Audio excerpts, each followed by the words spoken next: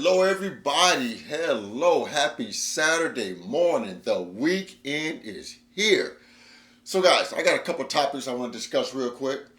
But first, I want to let you guys know tonight, May 2nd, 7 p.m. Central Standard Time.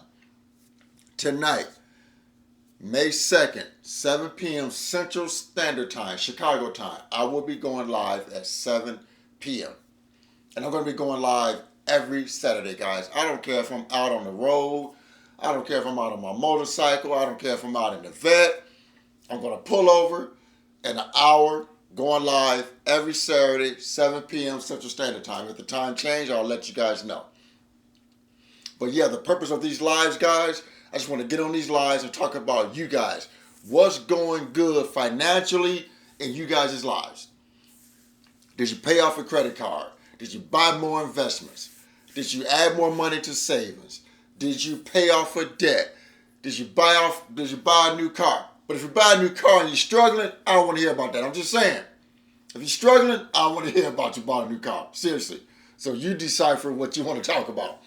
But I want to talk about you guys and what's going on in you guys' life. So guys, let's get right into the video. I'm back in my home office. It feels weird because I've been recording a lot on my phone when I'm going to work, when I get off work. It feels weird being in my home office, but it's all good. I'm comfortable. Let's get right into the video. So guys, I want to talk to you guys about topic number one. Unemployment numbers came out yesterday, guys. Unemployment filings. We had the lowest unemployment filings in over 5 decades. Only 189,000 new filings for unemployment. So I thought about it for a minute. I said, you know what? That seems awfully low. That seems awfully low. What the hell is going on?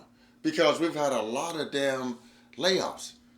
How did unemployment filings hit a 5-decade low? Then I thought about it. Then it came to me. Got to peel the layers a little bit. A lot of the individuals that have been laid off or terminated probably have been higher earning individuals, which means what?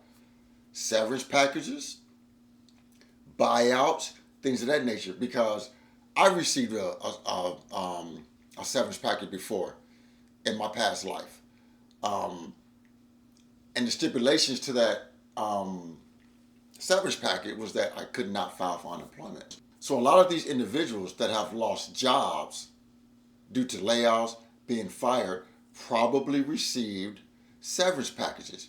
And I'm quite sure if within those severance packages, it stated if you accept this severance package, you cannot file for unemployment. And then a lot of individuals have taken buyouts. You know, like with the UPS buyouts. The Meta was doing buyouts. Right now, what's the other company? Oracle. Some of them were buyouts. Microsoft is asking individuals to do buyouts right now. If you take a buyout, you can't file for unemployment. I'm sure a buyout is going to be in stipulations that say you cannot file for unemployment. So you got to just dig deeper and you got to think about it. Because I was like, wow, lowest unemployment filings in over 5 decades and all these layoffs. A lot of them got buyouts. A lot of them got severance packages. And I'm quite sure in those stipulations, in those packages, that you can't file for unemployment. But when you think about it also, guys, a lot of these job losses have only come from tech and government. A lot of these buyouts have only come from tech and government. Like my company, we don't lay off. A lot of factories around me, they haven't laid off. They haven't laid off. Most of the job losses have come from government and tech. And unemployment right now is still sitting at 4.3%.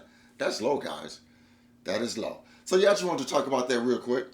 And let me go into topic number 2. Give a little more context on this K-shaped economy, guys. So if there's anybody who's wondering really what a K-shaped economy is and why are we in a K-shaped economy, let me explain it to you. A K-shaped economy describes an economic recovery where some groups thrive while other groups struggle, creating a widening gap between the wealthy and the lower income households.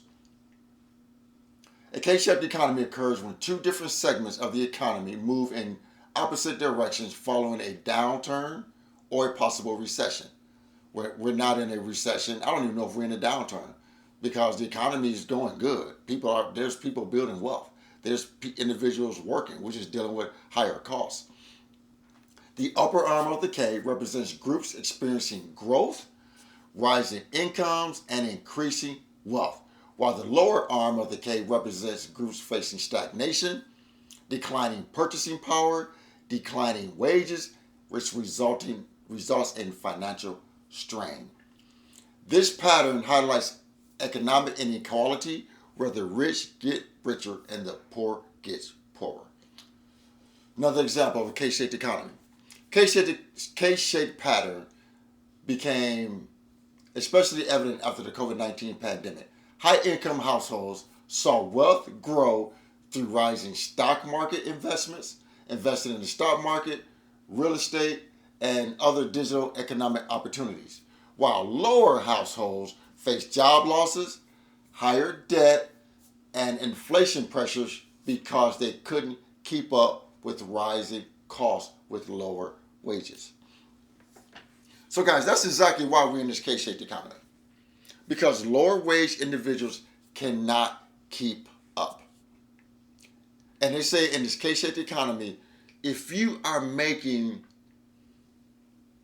single individuals, if you are making 100 plus a year, you can do pretty well in this K-shaped economy.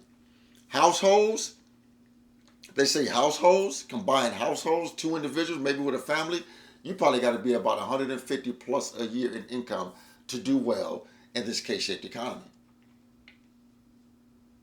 So that's exactly why it seems like the economy has a stranglehold on lower income individuals, while individuals like me with lower debt, with very minimal debt, all I got is my house payment, no car payments, no credit card debt, I could take my money and invest it on a continuous basis and keep growing my wealth.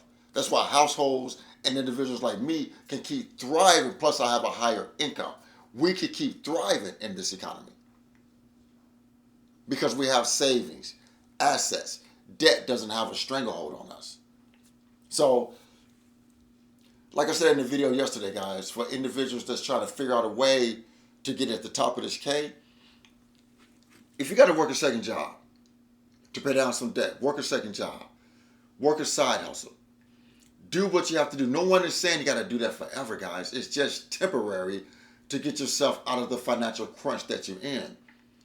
And you got to start eliminating debt. If you on a lower paying job, maybe you need to try to find a higher paying job. If you like your job, I get it.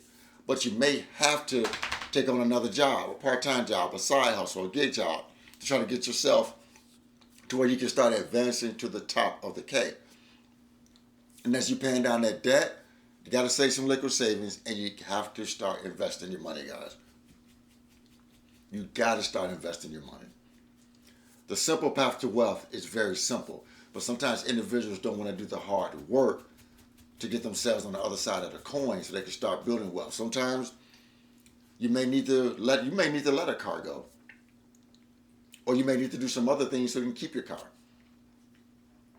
You may need to pick up a second job and pay that car off. A lot of these things are temporary that a lot of individuals don't want to do, guys, but you got to be able to make sacrifices if you want to get to the top of this K.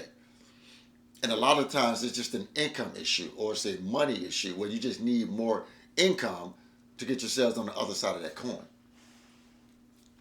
But once you get more income in, make sure you're using it for something good.